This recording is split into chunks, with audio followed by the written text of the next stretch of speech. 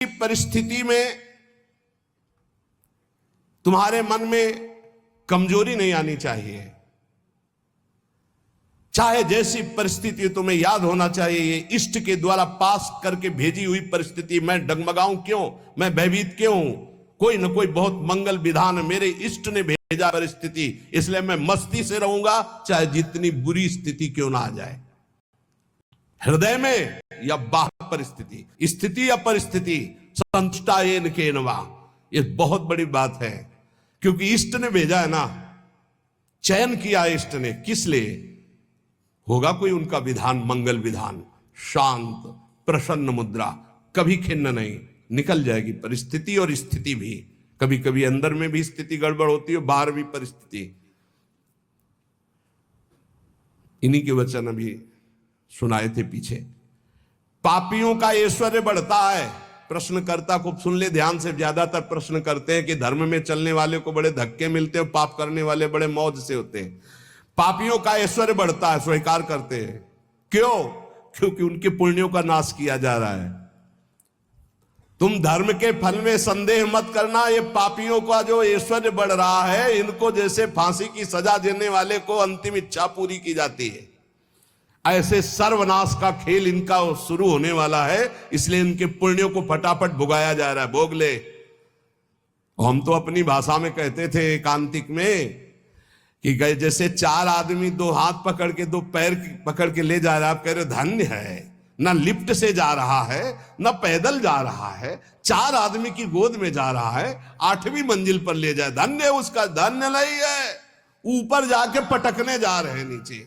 अब बताओ, ले जाते समय तो तुम देख रहे हो कि ना लिफ्ट में है, ना पैर से चल रहा है, कितना सौभाग्य है। लेकिन परिणाम पता है आपको? ये चार लोग उसको ऊपर 8वीं मंजिल में ले जाकर पटकने जा रहे हैं। अब क्या लगेगा? धन्य नहीं लगेगा, बढ़ेगा दुर्भाग्य है, मरेगा जाके।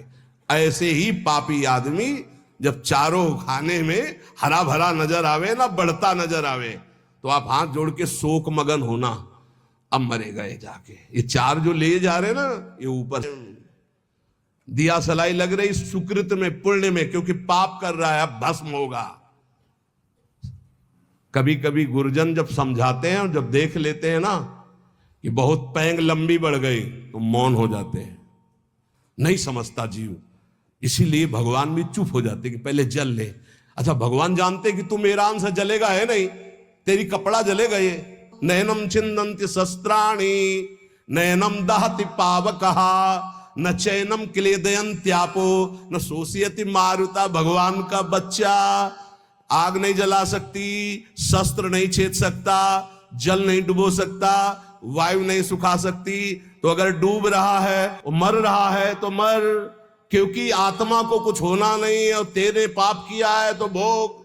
भगवान ऐसे देख रहे हैं। तुम कहोगे बड़े दयालु हैं, नहीं, इस समय दयालु नहीं।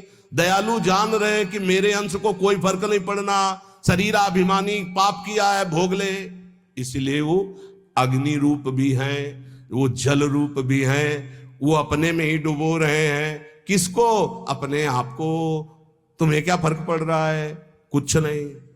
हमारी भाषा समझ लो। कहें भगवान अब कहां गया, क्यों नहीं बचाया इनको, क्यों बचाए? उस समय जब उपदेश कर रहे थे कि ऐसा नहीं करना, तब तूने माना, नहीं माना तो भोग। तो बोले दया क्यों नहीं है? दया इसलिए नहीं कि असली वाले को जलन नहीं होगी और नकली वाला बचेगा नहीं। क्या? ये नकली है, यही जलेगा। असली जो भगवान का अंश है, उसमें कोई ताप नहीं लगता। तो इसलिए भगवान शरीर, जैसे ये कपड़ा जल जाए तो अपने को क्या फर्क पड़ेगा, हम तो बच गए। बोले बड़ी कृपा, हम बच गए, कपड़ा जल गया। ऐसे ही कपड़ा जलता है, हम बिल्कुल नहीं जनते, हमें न कोई शस्त्र छेद सकता है, ना अग्नि। तो ये जब भगवान का अंश जीव है, भगवान ये जानते, इसलिए दया नहीं करते। अब कोई सही ढंग से चले और फिर उसके कपड़े में भी खरोच आने की बात होगी तो भगवान नहीं आने देंगे। और तुम दूसरों के शरीरों को भून भून के चटनी के साथ खाओ तो बिना चटनी के आग तुम्हें भून देगी। हमारी बातें बुरी लगेगी, लेकिन लिख लो, बिल्कुल फायर विकेट तब आएगी जब भून के तैयार हो जाओगे। पहले बूंद नहीं पानी मिलेगा, क्योंकि तुमने चटनी लगा के खाया है। वो अग्निदेव बिना चटनी के तुम्हें खा जाए।